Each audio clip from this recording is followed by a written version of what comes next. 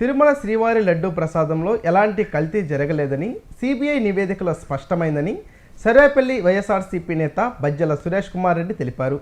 జంతువుల కొవ్వు కలిపిందంటూ కూటమి నేతలు చేసిన ఆరోపణలు అవాస్తవమని ఛార్జిషీట్ ద్వారా తేటతెల్లమైందని పేర్కొన్నారు.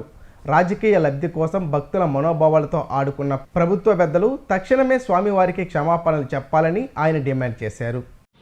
ఈరోజు కల్తీ లడ్డులో కల్తీ జరిగిందని చెప్పి జంతు కొవ్వు ఉందని, అలాగే ఫిష్ ఆయిల్ ఉందని, తర్వాత మన పంది కొవ్వు ఉందని చెప్పి ప్రభుత్వ పెద్దలందరూ దాన్ని ఈ మధ్యకాలంలో బాగా ప్రచారం చేశారు. ఇప్పుడు మన సిబిఐ ఇచ్చిన ఛార్జ్షీట్లో, ఫైనల్ ఛార్జ్షీట్లో ఎటువంటి జంతు కొవ్వు లేదు, ఫిష్ ఆయిల్ లేదు, పంది కొవ్వు లేదు అని క్లియర్గా ఇచ్చారు. ఎన్టీడీపీ రిపోర్టు, ఎన్డీఆర్ఐ రిపోర్టు రెండు స్పష్టంగా తెలియపరిచాయి.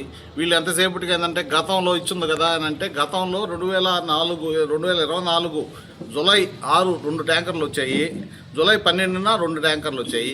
గత జూలై 12, జూలై 6న ఏ గవర్నమెంట్ ఉంది, ఆ గవర్నమెంట్లో వచ్చిన వాటిల్లోనే తేడా వచ్చిందని చెప్పారు. ఇవి తీసుకెళ్ళేసి రాఘవేంద్ర స్టోన్ క్రషర్ అనే దాంట్లో ఒక దగ్గర పార్క్ చేసి పెట్టారు.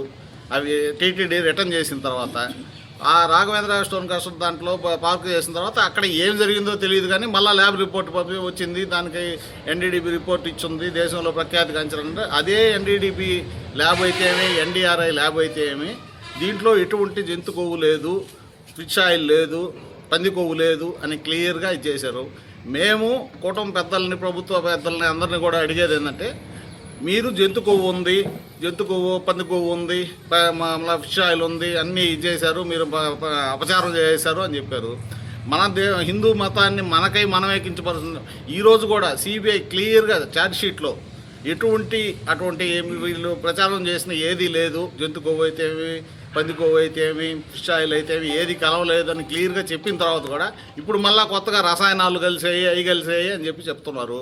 అది ఎంతవరకు మన హిందూ మతాన్ని కించపరచుకోవడం తప్పితే ఇంకేం లేదు. మన స్వామివారి ప్రతిష్టను మనమే దెబ్బతీసినట్టు ఉంది. కానీ మేమేం చెప్తున్నాము, ఆ విధంగా మీరు ప్రచారం చేశారు కాబట్టి అది ఈరోజు లేదని చెప్పి దేశంలో అత్యున్నత ఇదైన సిబిఐ క్లియర్గా మెన్షన్ చేసింది దాంట్లో ఛార్జ్షీట్లో.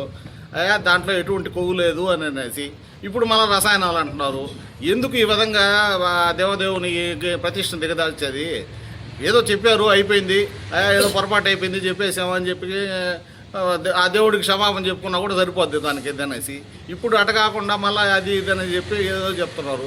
కాబట్టి ఇవి ఏవి కూడా మమ్మల్ని ఏదో ఇది చేసేదానికి తప్పితే గత ప్రభుత్వాలు అసలు ఇది జరిగిందే ఈ ప్రభుత్వం వచ్చిన తర్వాత జరిగింది. దానికి అప్పుడు సప్లై చేసింది ఎవరు? అది బోలేబాబా డైరీకి, హర్ష డైరీ, బోలేబాబా డైరీకి ఇచ్చింది కూడా మీకే ఈ మొత్తం ఇది ఇస్తున్నాము, మీకు మెటీరియల్ ఇస్తున్నాము. ఏ టైంలో బోలేబాబా డైరీ నుంచి కూడా నెయ్యి సప్లై అయింది అనేది కూడా చేస్తున్నాము. దానికి అవన్నీ తీసి వాళ్ళ గవర్నమెంట్లో చేసిన దానికంటే మా గవర్నమెంట్లో చేసిన తప్పుల కింద చూపిస్తున్నారు. ఇవన్నీ కూడా ప్రజలు నమ్మరు. మీరు చేసే ఈ ప్రచారాన్ని తిప్పికొట్టారు. ఇప్పుడు మీరు ఈ సిబిఐ ఛార్జ్షీట్ ఇచ్చే దాంట్లో ఎటువంటి ఇది జరగలేదు అని చెప్పిన తర్వాత దానికి మీరు కౌంటర్గా మీరు ఇప్పుడు ఏంటంటే ఆ డ్యామేజ్ రెట్టబుడ్చుకోవాలని ఆలోచిస్తున్నారు తప్ప ఇప్పుడు మనం దానికి మరో పొరపాటు చేసామని పశ్చాత్తాపం కూడా పట్టలేదు. కాబట్టి ఇప్పుడైనా కూడా దయవుంచి ఆ వెంకటేశ్వర స్వామిని క్షమాపణ అడిగి మేము చేసిన పొరపాటు అని చెప్పి లెంపలేసుకుంటే అందరికి బాగుంటుందని కోరుకుంటున్నాము.